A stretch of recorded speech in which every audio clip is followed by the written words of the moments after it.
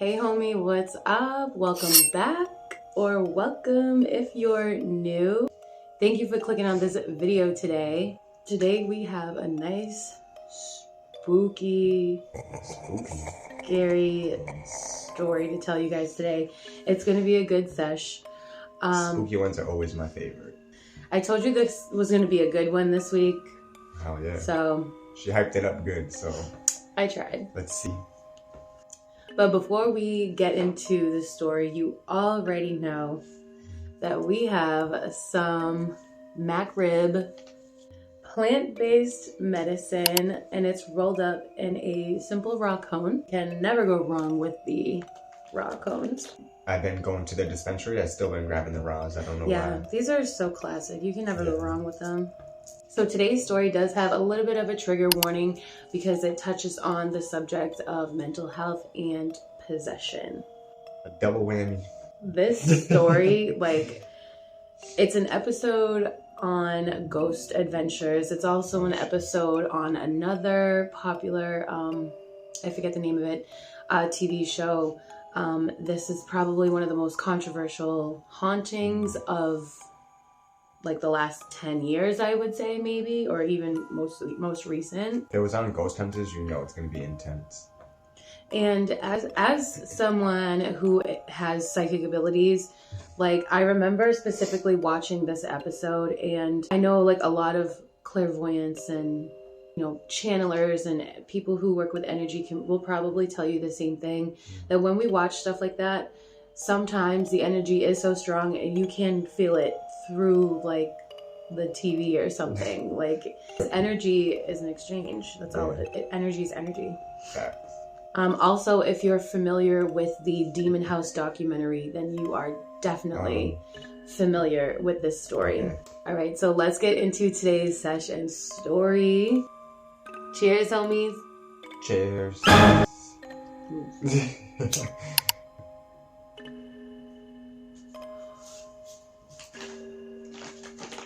So this story centers on Latoya Ammons and her family, who moved into a house in Gary, Indiana in November of 2011. She moved into the house with herself, obviously, her 3 children who are 12, 9, and 7. She had, the oldest was her daughter, 12, and then the middle son was 9, and the youngest son was 7. And she moved there with her mother, Rosa. And so, everybody was excited to start this new chapter of their life. They just moved into a nice little home, start this new next chapter of their life, right? Yeah. Everything seemed to kind of be going good. Always the way it starts. Mm-hmm. So shortly after they moved in, right around December, Christmas time, they started noticing really strange things that were happening. And the first of those things was they started noticing a large group of flies that would appear to be on porch windows and the screened in area of the porch, and which was really weird because Indiana in the middle of December, I mean, I've never been there in December, or I've been there in March, and it was pretty chilly, so I can only imagine what it's like in Indiana in the middle of December. So they noticed a bunch of these flies, and they were like, what the hell, there really shouldn't be any flies this time of year. So they started killing the flies, but each day more and more would appear in the house, just attracted where to they were. So this was okay, that was kind of strange. And then eventually after killing them and then just kind of ignoring the issue, the flies just ended up going away on their own. Okay, that's still a little weird. That's sus. So shortly after that, though, around the same time, every night, the family noticed that they started hearing footsteps. More specifically, and it sounded like they were coming up the basement stairs. Ooh, that ain't good. This was really eerie and really creepy. This was really kind of freaking them out, you know what I mean? Especially the kids, so to kind I think of someone's living in their basement. Like, yeah, and it would it's traumatic really in itself. right, and it would happen around the same time every night, like around midnight. Oh shit. So yeah, so to give them like a peace of mind, Latoya, she started locking the basement door at night just to kind of, you know, give everyone that sense of like, no one's gonna come in and, you know, whatever. But this didn't really work though, because the sounds would come back. It's too easy just locking the door. By now, so you would hear the loud footsteps, and now you could hear a door open. Oh, so it would sound like someone is coming up the steps and then opening the door from the basement to the kitchen, like right there. Oh, that's spooky as fuck. Yeah, that. At that point, I'm already banging pots and pans. I'm already yelling at whatever's there. Just get because I am not getting sleep, and you know how I am about my sleep. So this noise, and now with the door, sounds like it's opening like this, just was creeping them out so hard, like so bad. She really thought that maybe locking the door would help, but like I said, after that, no. That's only going to give you like things escalated. A little bit of peace of mind for, you know, that's like temporary peace of mind. After that, one night, Latoya recalls laying in bed, and she opened her eyes. She felt like she needed to open her eyes, and she saw a shadow of a man like standing there. And then she tried to like focus and look, and she reports seeing it like pace back and forth inside her bedroom. Yeah. Okay. So then when she turned the light on, she was assuming the worst. She was like, I don't know what I'm gonna see when I turn this light on. Naturally, as you would. Or and it could full on be a person. Like you don't know, you know. So she turned on the light and nothing was there. But as she looked closer, she noticed that, and she reported that there was large, wet, muddy, like boot prints, like shoe prints, where she saw the shadow pacing. And this crazy. Fucking freaked her out. She was like, whoa, whoa, whoa. Your first thought probably is that like it's somebody like really in your house messing with you, you know what I mean? And after this, the footsteps that they heard started turning into just pounding on the door at night. I'd be pounding back. Yeah.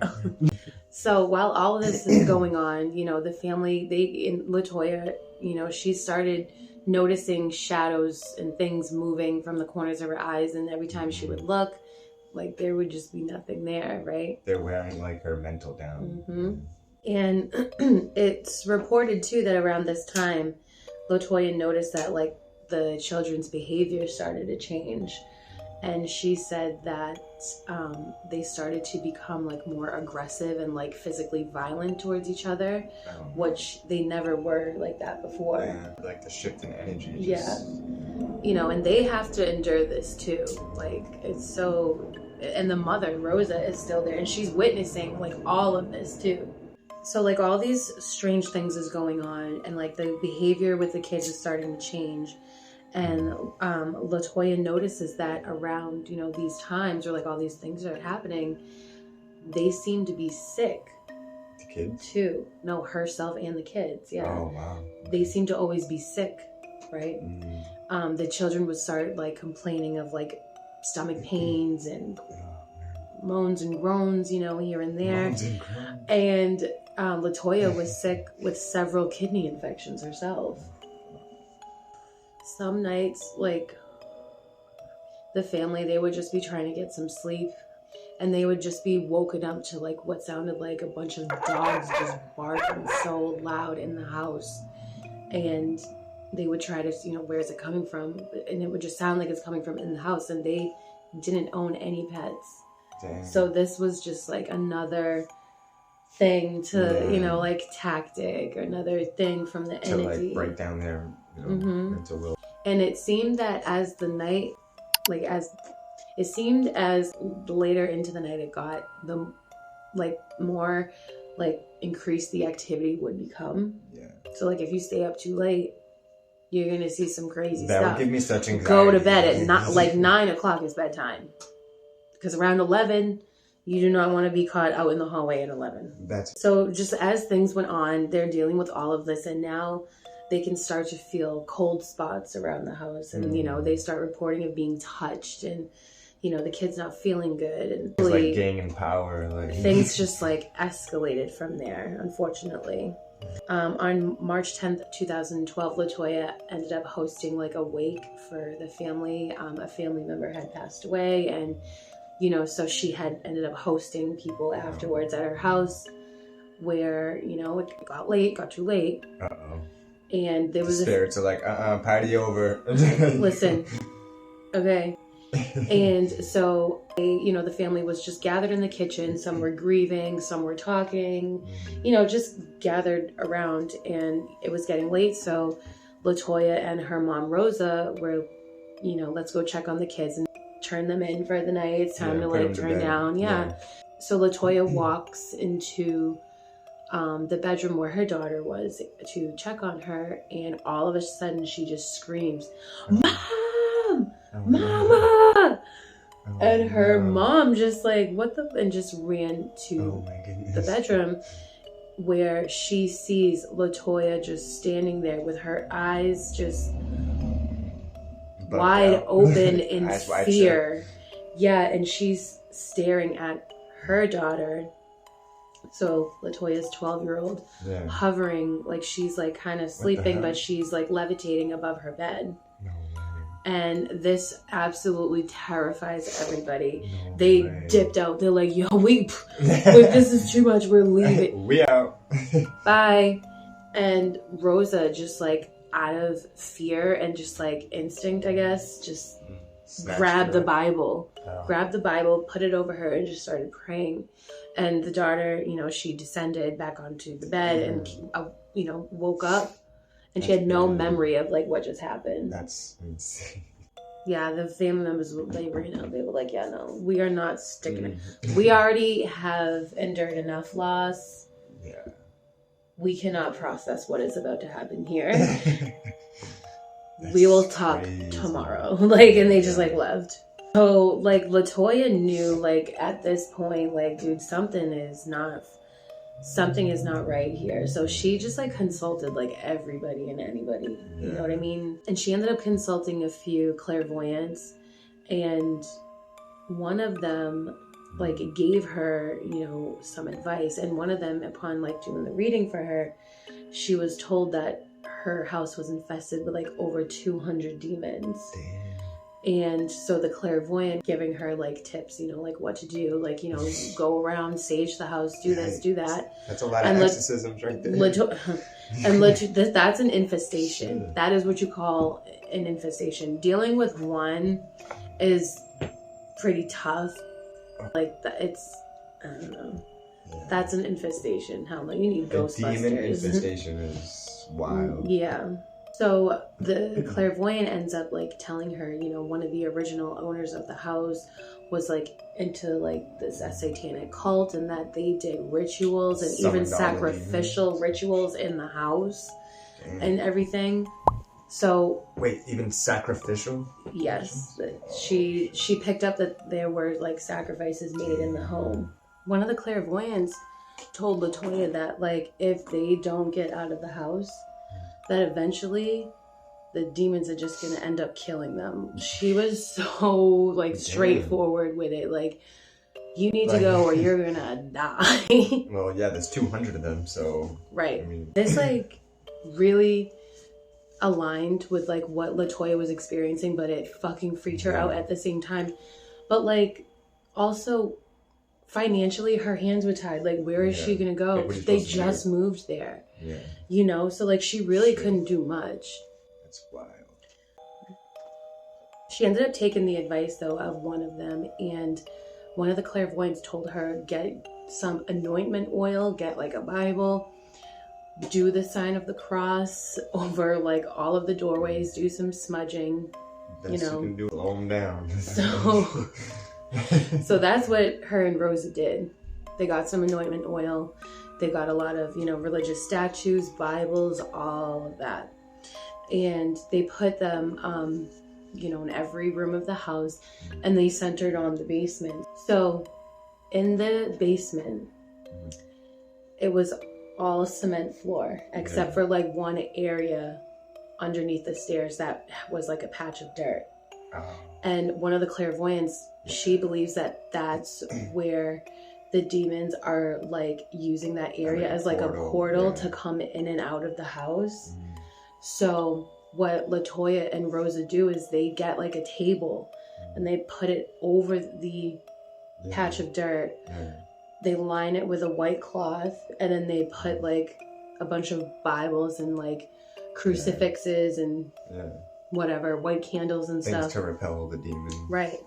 She also told them to like put a ring of salt around the table, which at this point I'd be like, okay, time out. Because if you think about it, if you're someone who dabbles in the witch's craft, putting a ring of salt is a ring of protection, but you need to be chanting or you need to be saying something and setting your intention as you're doing it, which ultimately they were. But to me, putting a ring of salt around the demons, the Christian artifacts, but kind of just like, hey, it can't hurt. Like, if this don't work, maybe this will. Maybe, I feel like maybe that doesn't coincide and like at some point cancels each other out. You know what I mean? So I don't know. I maybe wouldn't have done that or given that advice to cross the two.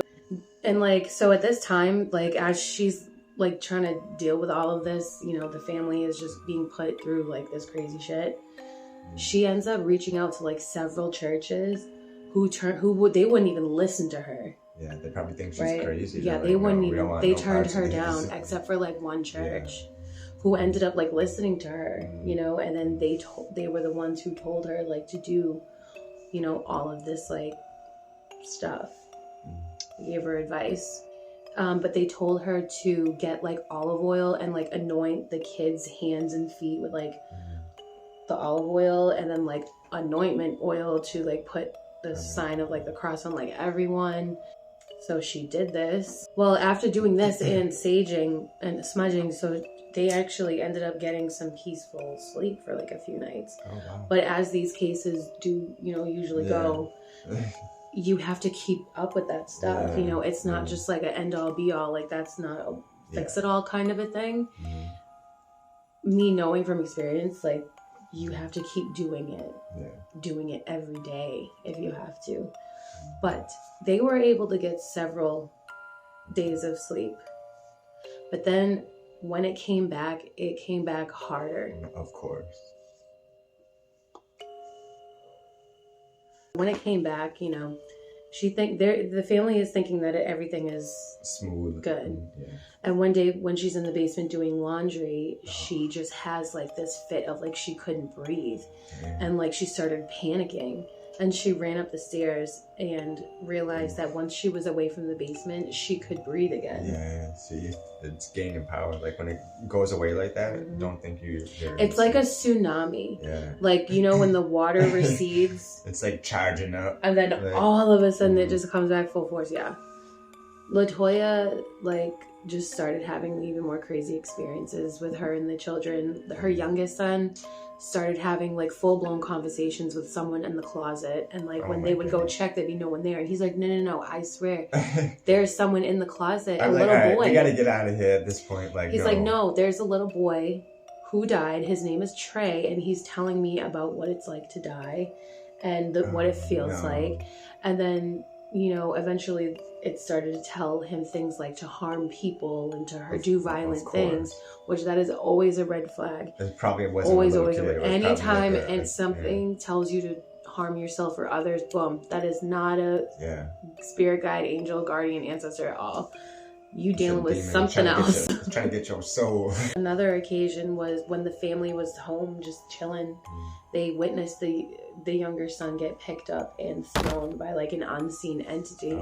Like this family is just enduring so much like violence, the trauma is like and crazy. Trauma and just from these entities, and it's just, you feel so bad because like you want to help. Well, me, like I would want to help any way I could, but like how can you do, you know what I mean? Like how can you, how much can you do? I mean, is what I'm trying to say. Like how much can you do? in that the Warrens for situation. that. Like, oh yeah, they need to get on. That's like Warren's territory. Right. Another incident is when Latoya and her mom were like in the kitchen, and it was like getting kind of late, and it was like after dinner, and they were just talking and like cleaning up and stuff, when all of a sudden they could hear chanting, and they're like, what the hell? And they're trying to listen, and they realize that all three of the children were chanting. No.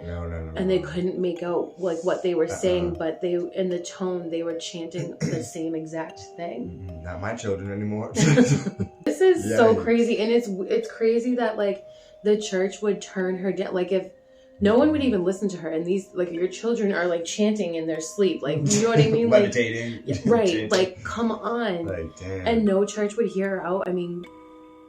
At that point, you got to go to war with the demons. I ain't gonna lie. You got to. When you're in need of help, isn't that who you're supposed to turn? Like it was just so saddening to hear. Like no one would hear her out except for the freaking clairvoyants, who really only had an understanding. Like, you gotta get out, and they're like, They gave her the most sound advice. They're like, smudge the whole place and get out of there. Yeah. Hey. They did more than the church did, if you ask me. What do you think would happen if she just like burnt the house down and left? Got the retirement. Got the insurance money. If she just burnt the house down, got the insurance money. The crazy. Okay, wait, no. The crazy thing is that like, so the home ended up having to be bulldozed. They did. The town. Yeah, that's like the town of Gary, Indiana, like bulldozed that lot. Yeah, I told you I want to go and see the steps. I want to look at the steps. I want to touch the steps. Nah. What another like crazy, strange like incidents that would happen to them a lot is they would get like this oily like substance that would like ooze from be on like the blinds and like the windows and like the cabinets and walls and stuff. Like really weird. That is weird. Final incident though, like for the family one day was. Amongst all of these things that they're already having to deal with from these entities, one day when the family was in the house, they witnessed a Febreze bottle get like picked up, like levitate, and then just thrown.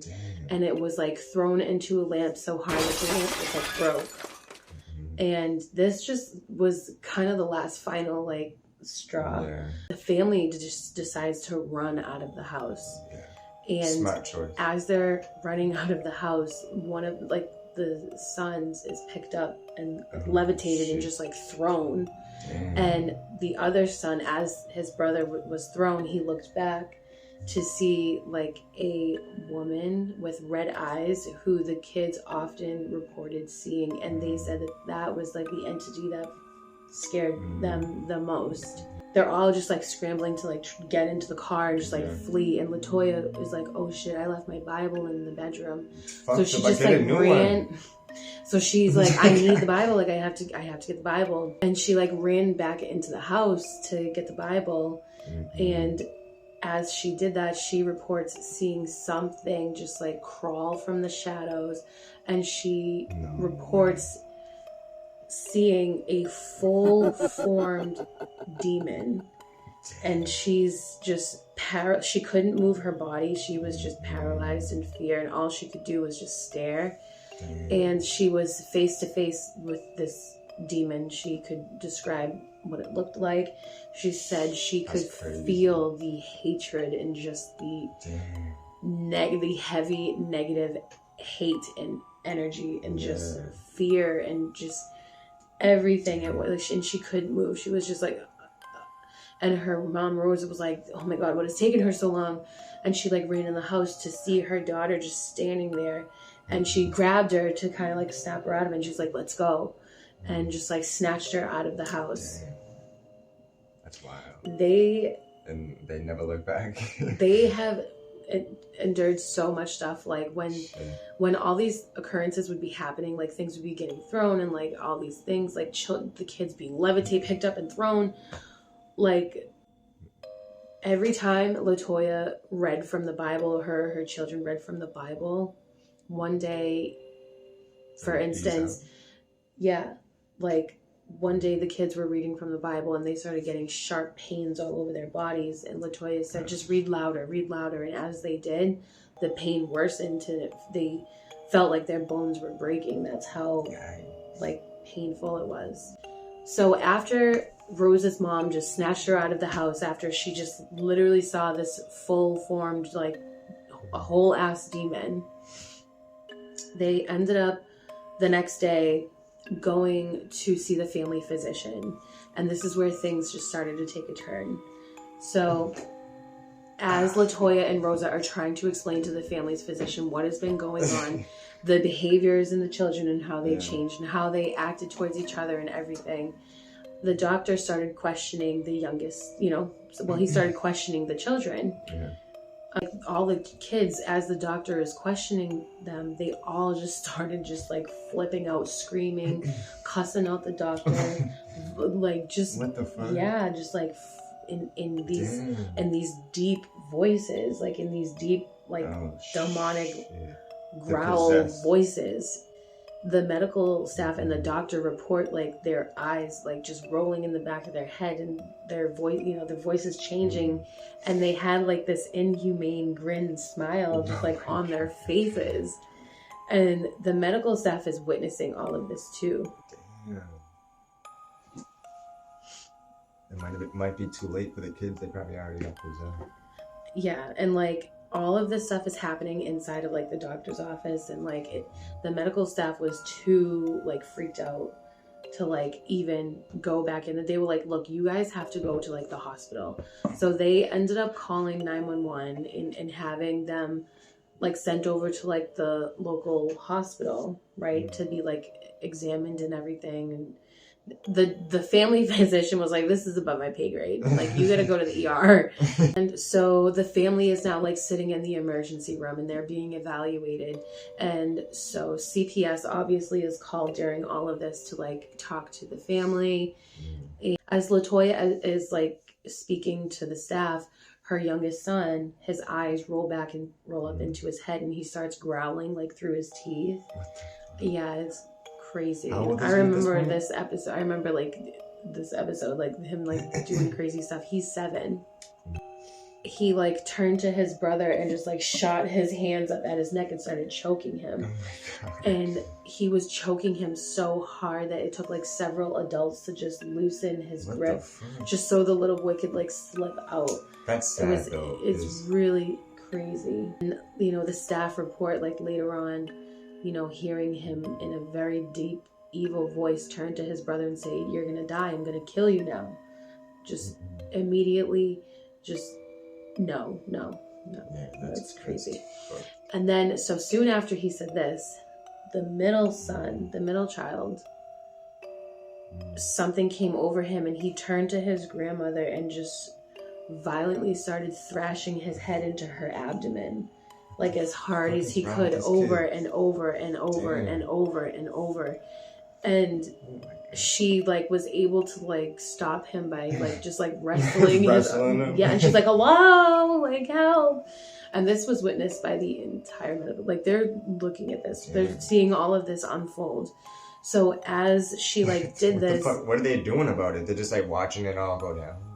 And as she did this, as she grabbed his arms, he stopped. And he took a step back, and then he took another step back, and then took another step back, and then eventually completely climbed up the wall backwards, just walks completely backwards up the wall. Oh, I remember this video. Along the ceiling, and then jumps down like behind his grandmother, and just like... I've been like, alright. You guys can have it. Like I said, this is being witnessed by police officers, doctors, They have a nurses, video of and this. a CPS. Yeah. He like jumps down and then just like sits back in a chair and then just passes out for like a couple minutes and then, regains consciousness and just doesn't remember. Like it's so crazy. And the staff like later made statements about everything. They were singing, chirping like birds. They were like, look, the psychologist at the hospital witnessed it and they said like what that little boy did, no human little boy could ever do. Yeah. Like, it was nuts what they were doing in there. And it was witnessed by all these professionals. Yeah. By what they lied, you know. And, you know, in the reports of the staff, that they all said the same thing. They reported it looked like the little boy was just gliding on the floor, the ceiling, the wall, and yeah. They were honest about what they saw. It's insane. Imagine just being like a witness to that. So in the event of all of this going down, one of the staff members is like, I know who to call. And then called Father Migno. I'm sorry, I don't know if that's how you say his name, but Migno. And he has over like 10 years experience, right? And he's like, I'm on it. The nurse was like, look, we have kids walking backwards up the wall in this bitch. You need to come here like now. Yeah. So he does, and he, you know, meets with the family, meets with Latoya, and then they end up going back to the house. And he kind of goes in with this attitude of like getting ready to disprove everything, you know, just like, oh, I'm going to debunk this. I'm going to figure it out. It's probably not even really an exorcism. This is probably what it is, you know, whatever. But that would soon change. That would soon change. So the grandmother, Rosa, she ended up taking the oldest daughter and the middle son to a relative's house for the night. And Latoya and the youngest son. Those are some nice family members, because in my family, actually no, your family, I feel like they'd be like, no, hell no. My family would be like, it's fine, get out the Ouija board, we're gonna figure this out. So Latoya is now at the hospital with her youngest son, and they stayed. The next day, Rosa came back with the two other kids, and unfortunately, this was when CPS stormed into the room and ended up taking custody of all three of the kids from Latoya. No way. And this was so upsetting, because like, number one, they just endured this crazy like situation together, and then number two, like, you're gonna rip the children from their mom, who like, they need each other the most right now. Yeah. On what grounds? What grounds, Mike? On what grounds? Hi. On what ground? I don't know why, for some reason, I feel like you were about to go like badass Australian dad on the... What grounds, mate? Like, what? Well, you just saw my kid walk up the wall backwards, and you're gonna take him from me? Like, yo, that's why I'm here. Like, I'm trying to figure this shit out. Like, we gotta figure out what the fuck. I'm like, no, y'all gonna do some government experiment. I'd be like, come down from there. You sit here. You guys are now turning my kids into X-Men. I'm not giving them to you. On April 22nd, 2012, Latoya and Father Migno end up going to the house with a social worker. Her name is Valerie. And while they were there, every time the priest went to talk, the bathroom light would flicker on and off, on and off, on and off. He'd be like, what the fuck? And every time he would go near it, it would stop. So the third time he did it, he just took the crucifix and held it like against the light switch. And he's like, anyway, you know. Enough of this shit. So then at this moment, it's like, bet. And then it starts swaying the window blinds. Damn. And there was no window open. There was no draft. At this point, I'd be like, all right, it's legit. Like, it's enough for me. And Latoya starts to feel unwell as they're like walking throughout the house. And she's like, I think I need to, like, a prayer. You need to pray, you know, whatever. And so he starts doing this, and she just starts like shaking. And at this point, Father Migno was like, okay, we need to leave, because this house is pure evil, baby. I don't need to see any more. I can feel it. That's what I mean. You know, tell. Like, he can tell, he can feel it. So the family just like temporarily ends up like moving in with like a relative just to like get out of the house. But unfortunately, like, they have to go back once they realize that they have to do the freaking CPS interviews have to be done at the residence. No way. Yeah. So they had to go back for a little bit. Ended up having to do like an interview with CPS Valerie. And she was accompanied by the priest and 2 officers. She had an officer from one county. Actually, it was 3 officers. So an officer from the county of Gary, Indiana, and then 2 other officers from neighboring counties, just as a learning experience, a learning exercise, because that was a good, I guess, time to do one. Latoya walks them through the house, and she's explaining to them just everything, right? When all the weird shit starts happening again. The recorders on the police things start like picking up disembodied voices. They start getting drained of like the batteries. So they're just like getting their dose of like, see, this is what's really happening. Maybe it was a good thing they had to like go back just to get all that stuff documented. They were taking pictures all around the house, even with their regular phones, with the police department like cameras and everything, and they were catching shadows and figures and things in every one of the photos. And in one of the police officers, he was taking pictures on his iPhone. He, later was like going through the pictures, and he can see in one of the photos, like zoomed in when they were in the basement, a face. Like you could see a face behind the 3rd step, like going up into the basement. And then it was crazy. Like you can just zoom in and just see like all these figures and stuff. Like that's creepy. Probably watched so many people walk up those stairs. And what did it for him one day is that when he was going through the photos in his cop car, he was going through the pictures. Giving himself jump scares. His radio and everything started to go crazy. And then over the radio, he heard in a deep voice, "You out of here." And a voice he didn't ever hear before, and it would just freaked him out to the core. Like he felt like he caught something from the house. You out of here. At that point, I'd be like, I need to pull back from this case. On May 10th, 2012, CPS had to do a second interview with the family, but this time they had to replace the CPS person because Valerie, she was like, I am not stepping back in that house. You're going to have to... She's like, I resigned from that case. Yeah, you're going to have to replace me on this case. And so they did. So Samantha ends up stepping in, and so she's doing her interview with the Latoya and her family members and everything. And again, as they're walking through the house, strange things start happening to her and the people there too. So Samantha actually witnesses some of that, like the oily, weird substance that would come out from like the walls and everything. She noticed like there was some on the cabinet. So she like went to go like touch it and like see what it was. And she touched it with like her pinky. And like right after touching it, she got a sharp pain down her pinky into her arm. She thought that she like sprained or broke her pinky. And when she went to like go look at it, it was completely pale, as if all the blood was just drained from it, and the pain just intensified. Damn.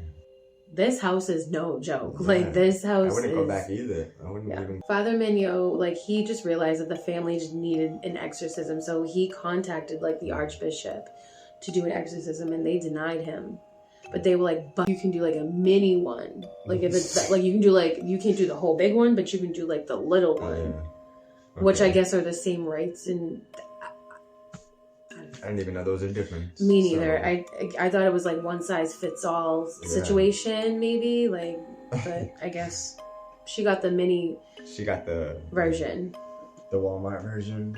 And so Father Mignot, like he realized that the demons were possessing Latoya mostly, but then like coming out of Latoya and like would possess the kids and then like go back to her. Like it was weird. So he realized that it was mostly centered on her. So she like needed the exorcism, and he like anointed all the kids with oil and like everything. And so he did like a little one on her. And like, so towards the end of May, that's when he did it. Is that something you can do alone? So he did it by himself, and then like with the 2 officers, and then like I get the CPS woman who I don't even.